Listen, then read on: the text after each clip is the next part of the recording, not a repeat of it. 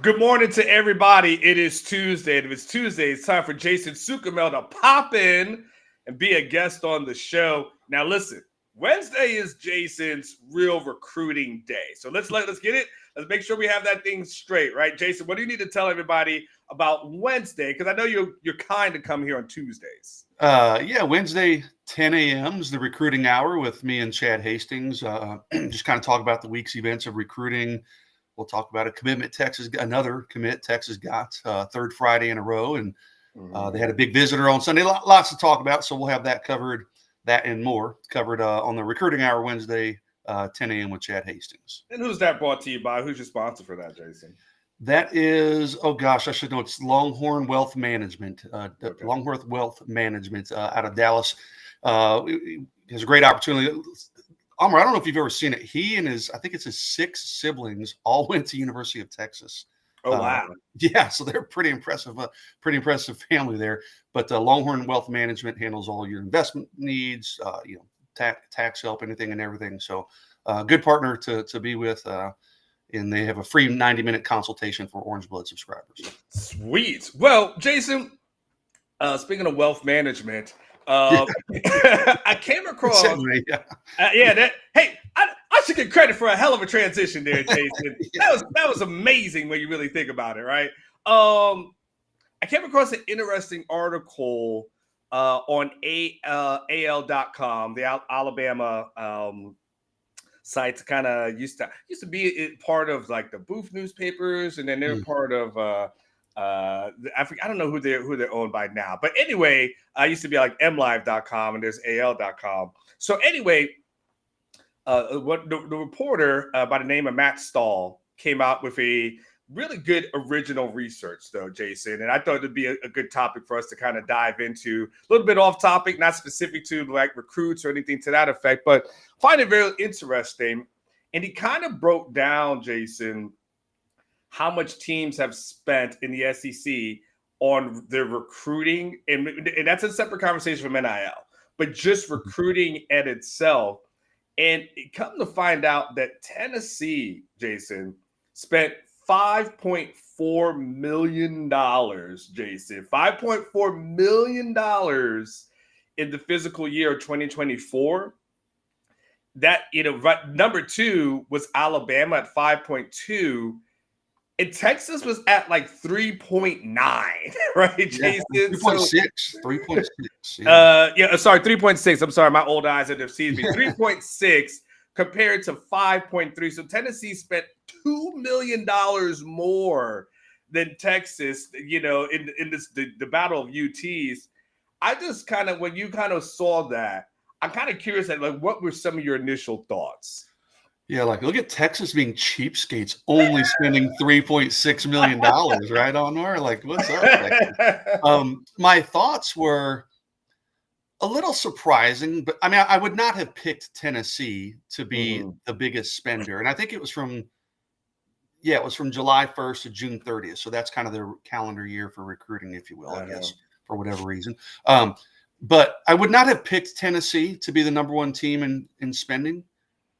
But I'm not totally floored by it. I mean, Tennessee's, listen, you saw a couple of years ago what they did with Nico and NIL, and that all went to hell in a handbasket, of course, this spring. But, they've tried to throw around, some money and be movers and shakers in recruiting. I would have probably guessed if you'd have said, hey, take a guess, don't look at this chart. I would have probably guessed maybe Georgia, maybe Texas, honestly. But Texas at 3.6 Onward is 1, 2, 3, 4, 5. The sixth highest spending team in the SEC. Now, Vanderbilt's not included. I would assume Vanderbilt's probably the lowest spending team, or Mississippi State. But Vandy's not included because it's a private school. But I'm going to put the stats up in a second, by the way. Yeah, my thinking with Tennessee is they didn't get very much bang for their buck. So, like Tennessee, they were number 12. I looked at this before it came on there. 12 in the Rivals recruiting rankings. Okay, last year, Alabama spent less. Alabama was ranked higher than them. A&M spent less. They were ranked higher than them. Georgia, fourth. They were ranked higher than them. Oklahoma was the only team. They were fifth.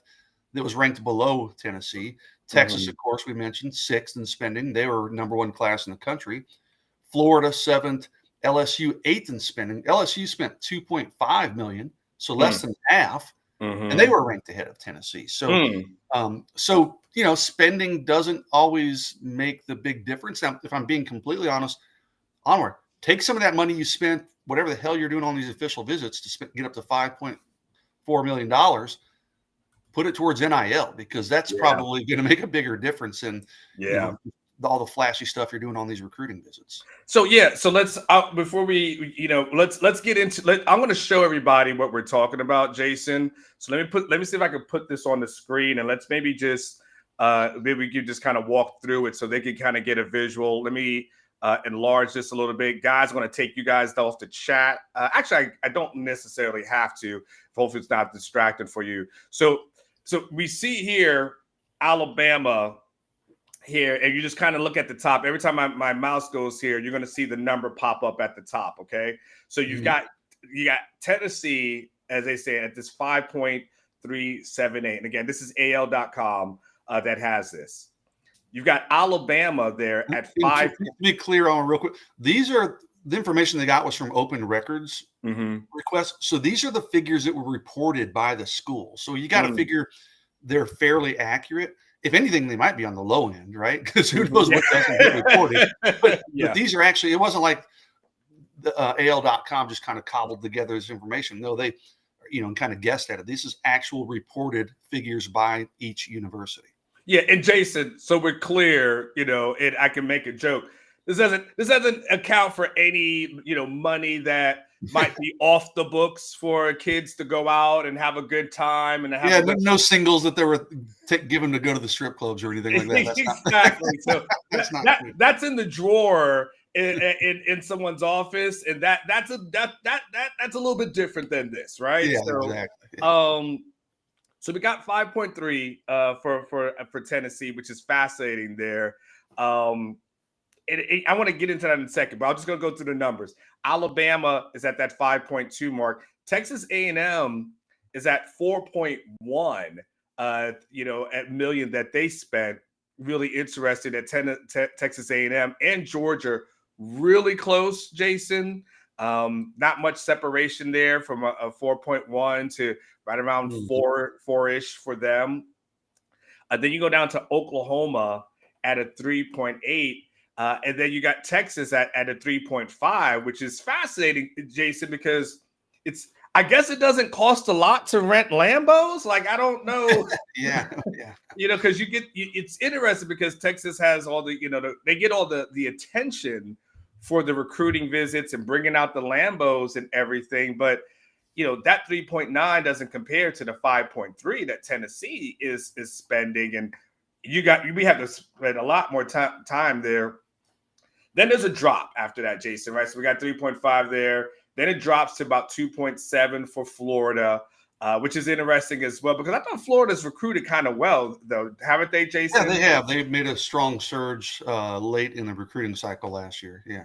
Yeah. So, and they've been able to get a 5-star out of there. But your math is interesting too, Jason, because then as you talked about LSU, they're at 2.4, and you said they've recruited pretty strong, haven't you? Yeah, I mean, they traditionally do. Last year, they were number 8 in the country. Like I said, Tennessee was number 12. So, I mean, LSU was still top 10 in the country, yeah. Look at Auburn. Auburn had the number 9 class on Warren. They're way, if you can hover over there, what are they at, 1.5? So, yeah. Yeah, exactly. So it's interesting. Old Miss is right around $2 million. Lane ain't spending nothing at that point, Jason, right? Well, and they were number 14 nationally, so they recruit pretty well. But again, like, some of these schools are smart. They're probably investing more of that money in NIL because, like Ole Miss, for instance, they got a ton of transfers in the transfer portal this year. Well, those guys aren't coming for free. You're having to pay NIL, so they may not be.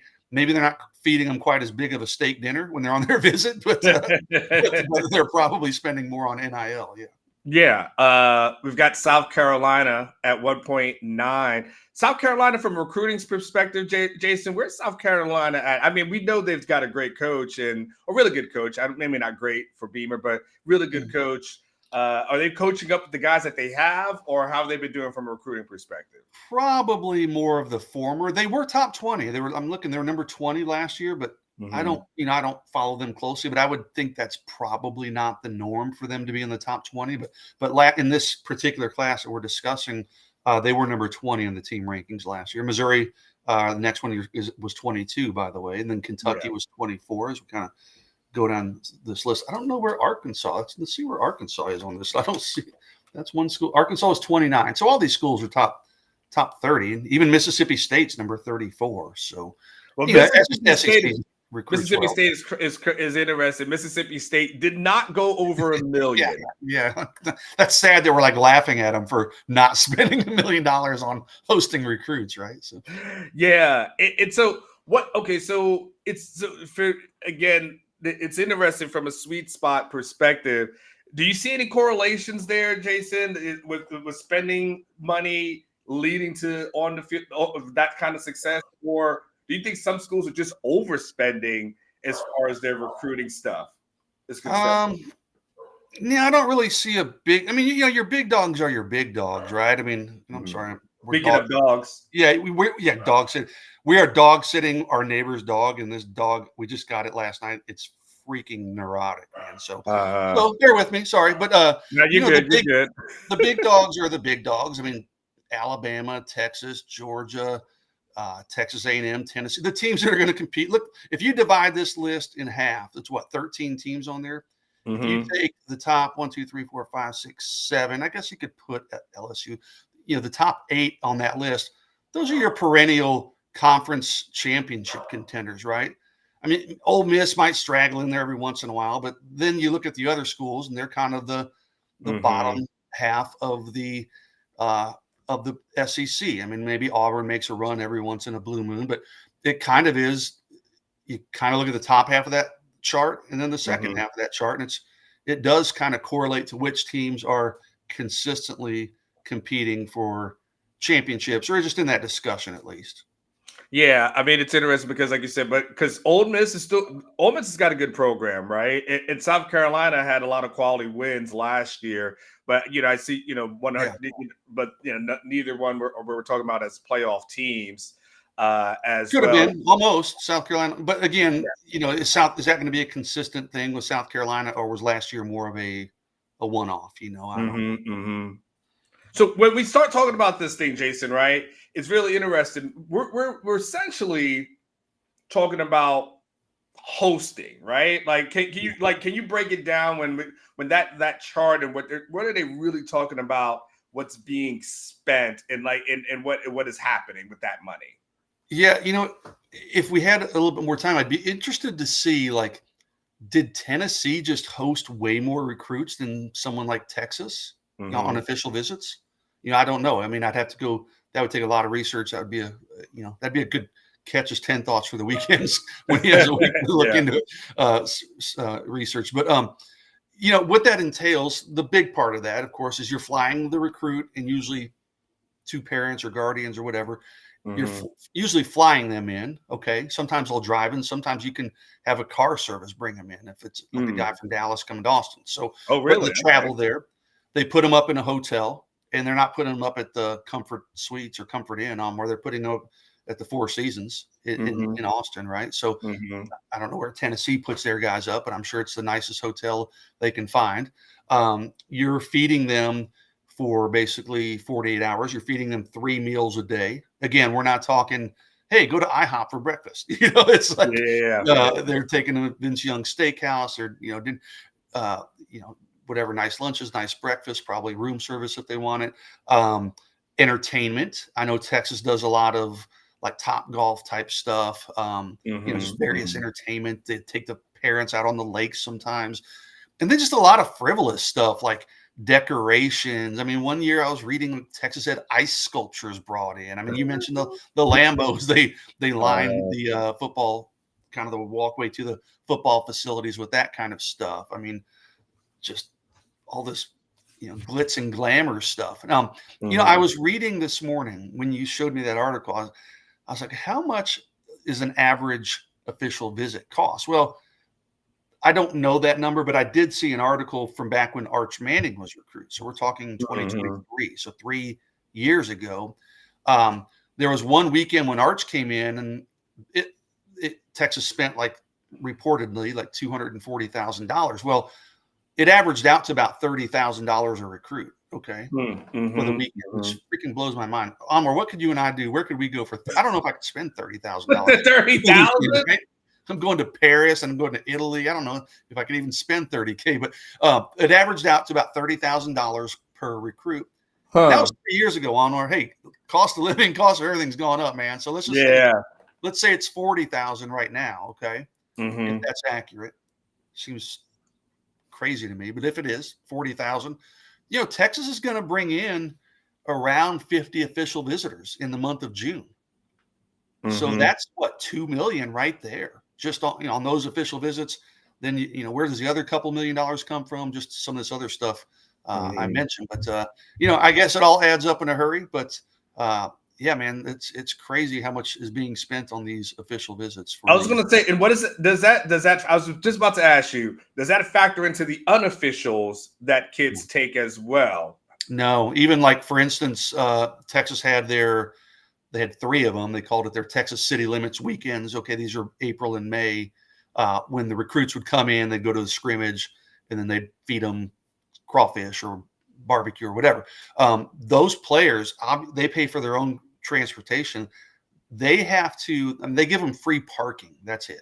They give them a voucher for parking, but they even have to pay for the food. Players, family, parents, everybody. So, it's maybe discounted. It's like, hey, $12 for all the crawfish you can eat or whatever. But yeah, unofficial visits, players do have to pay for pretty much everything on those unofficial visits. Now, listen, I will say now, Texas still has, all the bells and whistles and balloons and whatever, decorations and those kinds of things on those Austin City Limits weekend. So there's probably some expense that goes in it on Texas's behalf, but nothing like an official visit where you're flying a kid and his family in from San Diego and you're putting them up at the Four Seasons and feeding them and all that stuff. Okay. Now that being said though, that money, Jason, is coming directly from like the university at this point, right? So tell me the difference between that and then NIL spending, right? Like where does that come in? Because you made a comment about, well, probably be better in NIL. Are we talking about the boosters or helping out with that portion of it? Like, hey, we're making donations to help with the on-campus visits that you guys are going to be having in addition to NIL. Like, give me the separation between church and state there. Yeah, the money we're talking about is purely for, like, I would probably guess 90% of it is official visits. Again, fancy hotels, fancy meals. I've never asked. I don't think they would fly these kids first class. I've never asked that, especially a lot of them flying on Southwest Airlines. So sure, they have first class, right? They got to pay to check their bags now, Jason. Yeah, exactly. Now, hey, we'll give you the early bird check-in. That's the best we can do. That's $25 add-on. Yeah. So I don't think they're flying in first class, but the money we're talking about, yes, is official visits. Now, and that, of course, is paid, like you said, from the school's revenue. Now, when you get to NIL, that can come from a lot of different places. That can come from collectives at each school. That can come from donations, as you said. Listen, there's people in Orange Bloods who donate monthly to the Texas collective. That can come from big money boosters who just want to fund some of the NIL stuff, which is where a lot of it comes from, let's be honest. But those are totally different. That's not included with what we're talking about. I mean, if we were talking NIL, that $5 million at Tennessee would probably be $30 million, right? Because these rosters in terms of total NIL are well into the 20s of millions of dollars, if not higher at some places. But those are kind of handled differently. I mean, each kid has his own discussions and has his own numbers that are presented, and then ultimately a contract is usually presented. And those numbers are going up like everything else. And we've heard, this year, a certain school in Texas that's not in the SEC is offering crazy NIL offers. Like we're talking upwards of $5 million to some guys, Anwar. So there's so many moving parts in this though, because they're going to start regulating some of this stuff and putting a salary cap on there, if you will, which then my thinking is, okay, then we're just going to have these teams paying under the table again. Like the old days. There's no way to really regulate it, even if you try. But yeah, NIL is totally separate of these numbers that we were looking at earlier. And some teams pay a lot more in NIL than others do, obviously. And to me, that's way more important than, I mean, you've got to have a nice official visit. If you're Texas, hey, you can't be like, hey, okay, gosh, we went to A&M or Alabama. It was a way nicer visit than Texas. But even if you did have that, if you had a better NIL package, that's what the kids and their families and everybody cares the most. Yeah. I was gonna say too, by the way, the school that you were mentioning that's been spending a lot of money is also, it's not Baylor, SMU, or TCU. All right, so did you know what? A couple of those are spending money too, but not quite that's like true, but not like that other program that's kind of in the Dust Bowl out there somewhere in Lubbock. So anyway, but Jason, here, the question is, that's what I was going to get to, is that the spending is cool and it's nice, but at the end of the day, this is all we're in the NIL world, right? I mean, I'm not saying put the guys in a comfort suite and then offer $1 million, but you can put them up in the Marriott and have a really nice time, or but right at the end of the day, Jason, does it all these decisions today just boil down to, this is cool, nice locker rooms, everybody's got nice facilities, food is fine, everyone likes the chicken, like it's that's fine. I mean, they go to steakhouses too, but isn't it like, okay, hey coach, how much you gonna pay me? Pretty much. That's the great equalizer. I was talking to someone today about a prospect, and I was like, hey, what I'm hearing is that it's pretty much done to Texas. Okay. But this guy, and I'm not going to name names, but this guy is still going to take other official visits. He's taking one to Texas. He's going to take some others. His people close to him are saying, hey, we're going to Texas. We're going to Texas. But that can change, Anwar. He takes these official visits. Someone says, hey, we're going to give you X amount of dollars. He's like, wait a second. That's more than what I can make in NIL at Texas. Well, then he's probably going to that other place, right? So it's what's making the Felix Ojo recruitment so interesting. I mean, Felix Ojo, I think he's already taken 4 official visits. We're in mid-May, dude. He's already taken 4 official visits, and every one of those schools is going to make a big NIL presentation to Felix Ojo. So, I think if all offers were equal, I would almost guarantee, I think, that he goes to Texas. But is Texas going to make the same offer that some of these other schools are offering? Because, man, it's crazy amounts of money that are being offered to Felix Ojo. I don't know. And I've seen Texas, in fact, just last night, they've been putting new scholarship offers out for 2026 offensive tackles. Is that because Kyle Flood and the people at Texas are like, hey, this Felix Ojo thing's, maybe not quite the slam dunk that everybody thinks it is. I mean, I don't know the answer. I don't know if that's why that these offers are related, but yeah, I mean, NIL can really tilt things, and it can tilt things at the last minute.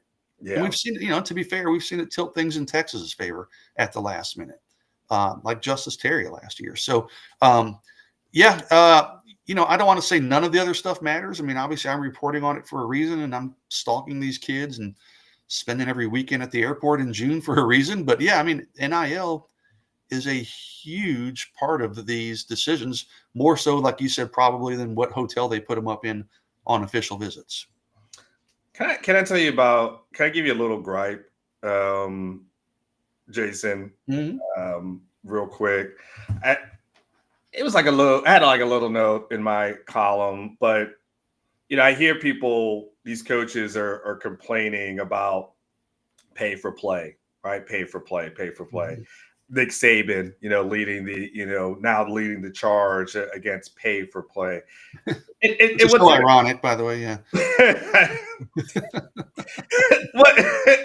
What's fascinating about this, Jason, is as I hear these coaches complain about pay for play, they're acting like it's the players' fault, where the reality is it's the coaches and their programs. It's their fault. It's not the players' fault for taking the money. Mm-hmm. It's their fault as a coaching community for not getting together and saying, you know what? Let's just tell all of our boosters we're not going to do pay for play, right? But Jason, this thing has been happening under the table for years and years, predating SMU. Jason, I don't know where you went to high school, but when I was back in high school, and the majority of us, we all heard the rumors or even saw of the top athlete in our city got some new car, right? And you're like, oh man, like we know such and such. Like we all knew that. That's been happening for years. It is just interesting, Jason, because I feel like if they put in these regulations to safeguard themselves, because apparently they need help with themselves, but they make the players into the bad guy. Well, they just go back to paying people under the table to get exactly what they want. Like the whole concept seems Nick Saban might come out of retirement. well, because we know that the main reason listen, Nick went into retirement because he knew Alabama couldn't compete in a over the table. Well, just the playing field was leveled, right? Yes, so correct. Mm-hmm. And so anyway, the whole thing I find hypocritical and somewhat annoying. It's a gripe of mine, Jason, but I just had to get that out there before we left. So well, and it's interesting because like once the genie's out of the bottle, or you can't put it back in. I don't remember what the expression is, but like once you start paying these crazy amounts in NIL, you can't then go back the next year and be like, nah, we're only going to pay the highest we're going to go is $500,000 for any player. Correct. Because other teams, once one team does it, everybody else kind of starts following suit, and it just gets bigger and bigger and bigger and bigger and more elaborate and more expensive. I don't know how you regulate it or how you control it, because even if you put a quote unquote salary cap, like you said, Anwar, I mean, they're going to find ways to get these kids their money. And, these players now, if you're a senior who's going into if you're a 2026 recruit, you know what the market is, right? But if you're a 2027 recruit, you haven't had those discussions yet. Yeah. But you know what the 2026 market is, so you're going to want a similar market, right? Correct. You can't go next year. You can't say to these guys, "Oh, hey, no, NIL's come way down." I don't know. I don't know how it's going to unfold. But like you say, you can't blame the kids. Hey, if people are willing to pay it, right? You can't blame the kids or their coaches or their parents or their agents. A lot of these kids already have agents. I mean, they're doing what good agents should do. I mean, I always think about like these players even coming on these official visits. Like, I've never stepped foot in the Four Seasons, much less stayed in the Four Seasons.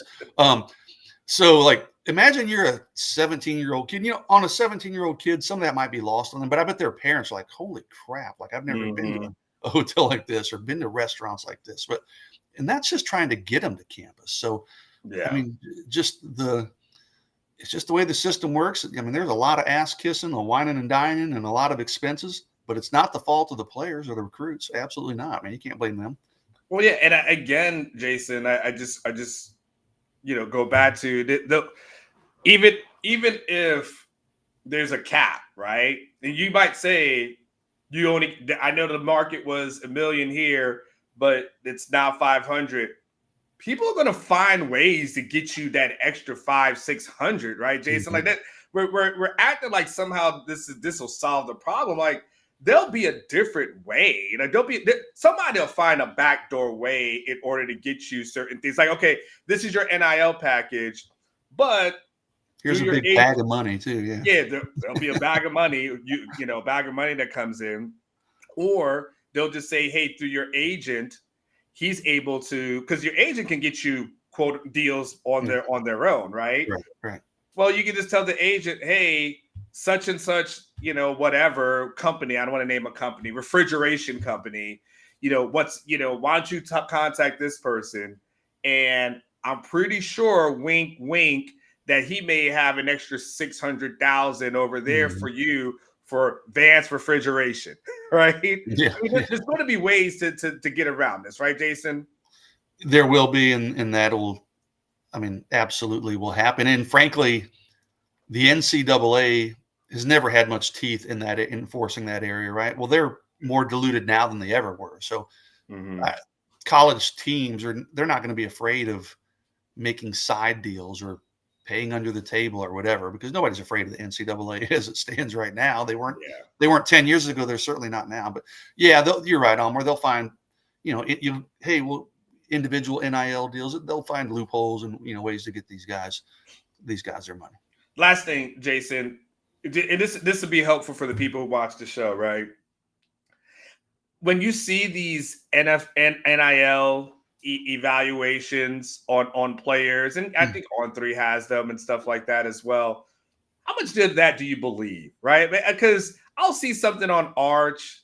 I'm like, how do you know that? Like, no one's telling you how much Arch is making through all of this. It sounds like a lot of guesswork to me, but how much of it, when you see these guys are probably guesstimating the Arch makes 10 million or 12 million NIL, how much of that do you actually even believe?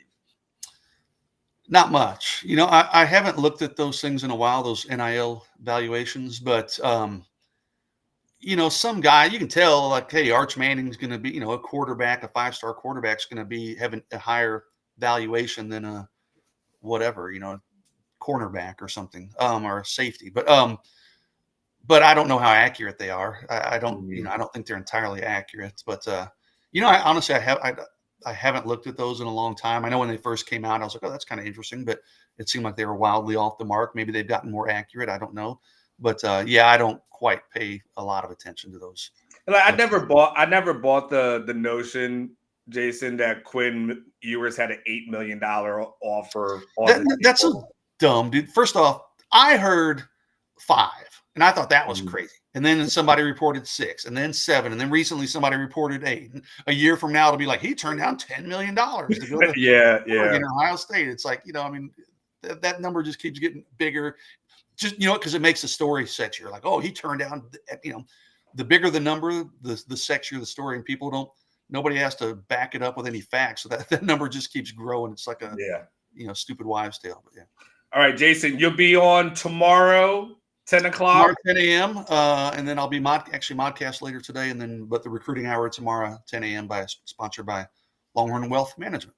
Okay, there it is. Jason Sugamel, get out of here, dude. Okay, man. See ya, Jason Sugamel, orangebloods.com, kind of breaking down everything. Kind of wanted to have a unique conversation. People need to get out of those kids' pockets, man. You're worth what